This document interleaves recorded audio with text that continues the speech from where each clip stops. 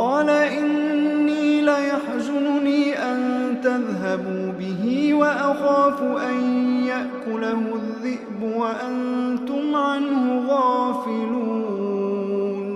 قالوا لئن أكله الذئب ونحن عصبة إنا إذا لخاسرون.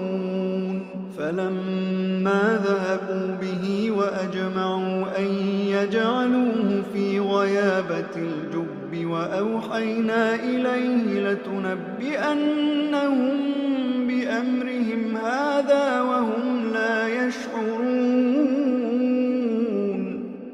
وجاءوا أباهم عشاء يبكون.